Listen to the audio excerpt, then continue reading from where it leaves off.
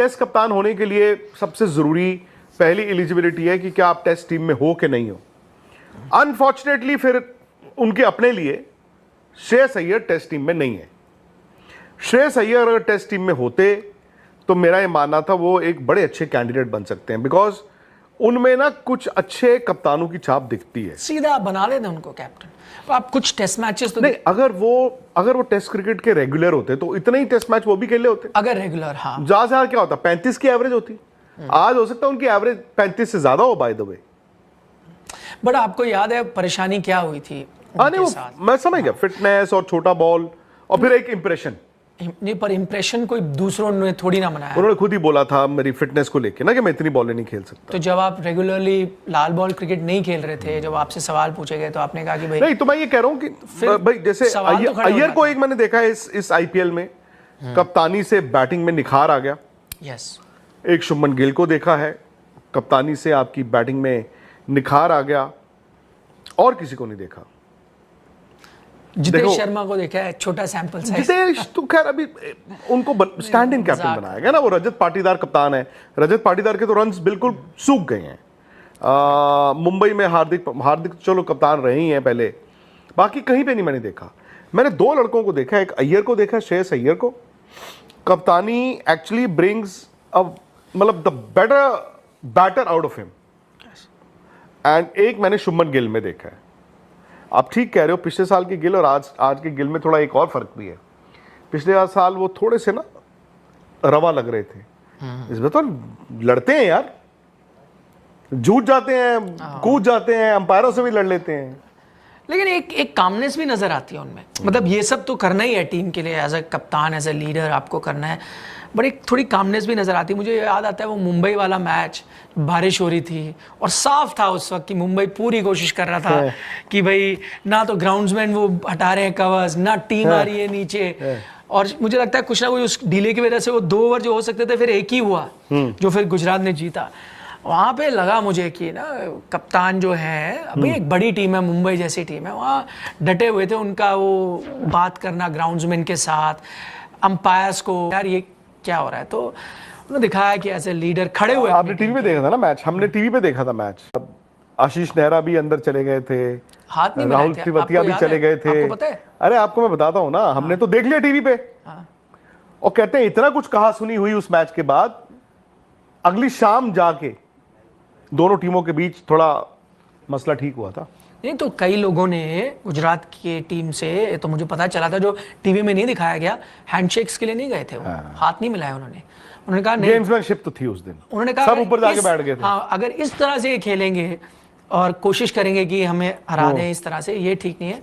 तो कई गुजरात के मेन लोगों ने गए नहीं। मैं बता रहा हूँ क्लेश इतना बड़ा हो गया था, बात का नहीं पता मुझे। अगले दिन जाके रिजॉल्व वो हुआ है, थोड़ा ओके भी होगा ना, पुराना भी तो थोड़ा स्पार्क होगा। हार्दिक, हाँ, कप्तान गए थे यार, जो भी है। नहीं देखें, होता है, फ्रेंचाइज को नहीं लगा होगा आई नो कि यार हमें छोड़ गए यार। I know. नहीं, बट अब क्या लगता है आपको फ्यूचर? बिकॉज मुझे लगता है निखिल की T20 में सूर्य कुमार यादव है आपके कप्तान।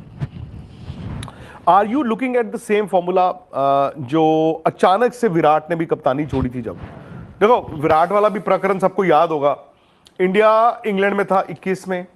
अब उस दौरे से पहले क्या हुआ पता नहीं। अब आई थिंक तब इंडियन क्रिकेट में ना कोविड तक सब ठीक चल रहा था, पर्सनल एम्बिशंस भी सबकी ठीक थी, सब कुछ ठीक चल रहा था। कोविड के बाद आपको याद होगा आईपीएल हुआ दुबई में, और उसके बाद इंडिया की टीम गई थी ऑस्ट्रेलिया में। अब बताते हैं कि 36 ऑल आउट के बाद जब विराट वापस आ गए, रहाणे की कप्तानी में इंडिया ने यार वो वापसी की, सीरीज जीती, और कुछ प्लेयर्स नहीं भी थे ब्रिस्बेन में तब भी आप जीत गए। सो लोगों ने अजिंक्य रहाणे में एक लीडर देखा। मेरा ये मानना है कि अजिंक्य रहाणे और रवि शास्त्री दो ऐसे लोग जिनमें शायद काबिलियत ज्यादा थी, पर उन्होंने कप्तानी ज्यादा नहीं की।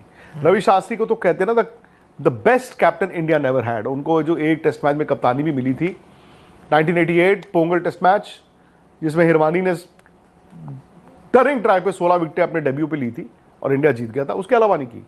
और रहाणे, अच्छा तो हुआ क्या, आपको याद होगा जब वो सीरीज खत्म हुई तो रवि शास्त्री ने बोला था this is Virat's team. It actually was Virat's team, but कुछ प्लेयरों को पसंद नहीं आया। जैसे इमरान खान ने 1992 वर्ल्ड कप जीतने के बाद जो स्पीच दी, उन्होंने अपने सपने के बारे में बात किया, वो पाकिस्तान के प्लेयर कहते हैं यार अस्सलाम वालेकुम जी, कैसे हैं आप लोग। तो दिन गुजरने के साथ साथ इंडिया वर्सेस इंग्लैंड पहला टेस्ट मैच जो हमारे पास फ्राइडे से स्टार्ट हो रहा है वो करीब आते जा रहे हैं। और इंग्लैंड ने इस दफ़ा बड़ी सोच समझ के साथ हमारी इंडियन टीम को लीड से स्टार्ट करवाया है। मतलब कि जहां पर इस वक्त शदीद ठंड हो, लीड्स के बाद मैनचेस्टर आएंगे, मैनचेस्टर के बाद ओवल, इस तरह से फिर एबिगस्टन जाएंगे। इस तरह से इंग्लैंड ने प्लानिंग दी है कि भाई इनके बैट्समैनों को हमने मुश्किल में डालना है। लाइक वाइज जिस तरह से ऑस्ट्रेलिया ने आपको शुरू करवाया पर्थ से, फिर आपको ले गया सिडनी, फिर मेलबर्न, इस तरह से मतलब कि आपको मुश्किल कंडीशन में खिलाया जाएगा ताकि जो आपके बैट्समैन हैं उनके जो मतलब कि उनका मोराल डाउन हो। अगर वो पहले 1-2 टेस्ट के अंदर रन नहीं कर पाएंगे तो पूरी सीरीज में उनका मोराल डाउन रहेगा। ये इंग्लैंड की प्लानिंग इस दफ़ा नज़र आ रही है क्योंकि लीड्स के अंदर इस वक्त शदीद ठंड है और पिच अगर आपको घास मिल गया और आसमान पे बादल हुए तो फिर तो भाई आपके बैट्समैनों के लिए मुश्किल होगी। लेकिन यहाँ पर इंग्लैंड भी ये सोच रहा होगा कि भाई इंडिया के पास जो बॉलिंग लाइन है, जसप्रीत बुमराह बहुत बड़ा हथियार साबित हो सकते हैं इंडिया के लिए। साथ मोहम्मद सिराज हैं, अर्शदीप सिंह हैं, आकाशदीप हैं, शार्दुल ठाकुर हैं। इंडिया की बॉलिंग लाइन तो बहुत तगड़ी है इंग्लैंड के मुकाबले में, क्योंकि इंग्लैंड के पास कोई फास्ट बॉलर तगड़े नहीं है। लेकिन मसला किस चीज़ का है, आपकी बैटिंग लाइन का। जब भी विदेशी दौरों पर आपकी टीम ऑस्ट्रेलिया गई है, न्यूजीलैंड गई है, साउथ अफ्रीका गई है, इंडिया गई है, सेना कंट्रीज के अंदर आपको मसला रहा है आपकी बैटिंग का। अगर आपकी बैटिंग 250 रन लगा देती है फर्स्ट इनिंग के अंदर, तो आपकी बॉलिंग के अंदर ये एबिलिटी है कि आप उसको 150 के अंदर इंग्लैंड को पहली इनिंग के अंदर आउट कर सकते हैं। तो ये हम अब देखते हैं कि जो इंडियन टीम की प्लानिंग है, अगर वो भी ये सोच रहे होंगे कि भाई अगर हमें वहां पे खिलाया जा रहा है, अगर पिच पे थोड़ा सा घास हुआ, ऊपर आसमान में बादल हुए, तो हमारे पास जसप्रीत बुमराह है और जसप्रीत बुमराह एक जीनियस बॉलर है। वो जसप्रीत बुमराह वो कर सकता है जो इंग्लैंड मतलब ने कभी सोचा नहीं होगा, क्योंकि वो बंदा अकेले अपने दम पर मैच जिताने की एबिलिटी रखता है। तो जसप्रीत बुमराह के ये हमारे पास खासियत है। अब देखते हैं कि इंग्लैंड जो है किस तरह से इंडियन टीम को टैकल करता है और इंडियन टीम क्या स्ट्रेटेजी बनाती है, क्योंकि 26 साल का कप्तान शुभमन गिल आपकी टीम को लीड कर रहा है। लीड्स के अंदर ही आपकी टीम को लीड कर रहा है। और दूसरी तरफ आपकी टीम मतलब किस से लड़ रही है, बेन स्टोक्स, जोश वहां पे मतलब बेन स्टोक्स हैं, बेन डकेट हैं, ओली पोप हैं, हैरी ब्रूक्स हैं, जोए रूट हैं, शैम उसके बाद बैथल हैं। उनकी बैटिंग लाइन तो तगड़ी है। लेकिन अब देखते हैं कि इंडिया के जो बॉलर हैं, इंडिया के जो कोच हैं गौतम गंभीर, वो कैप्टन मिलकर किस तरह से स्ट्रेटेजी बनाते हैं। तो अगर आपको हमारी वीडियो अच्छी लगी है तो हमारे चैनल को सब्सक्राइब करें, लाइक करें, शेयर करें, ताकि हमारी आने वाली लेटेस्ट वीडियो अब तक पहुंच सके। बाकी हम आपसे मिलेंगे नेक्स्ट वीडियो के अंदर। उस वक्त तक के लिए मुझे दीजिएगा इजाजत और अपना बहुत सारा ख्याल रखिएगा। अल्लाह निगहबान।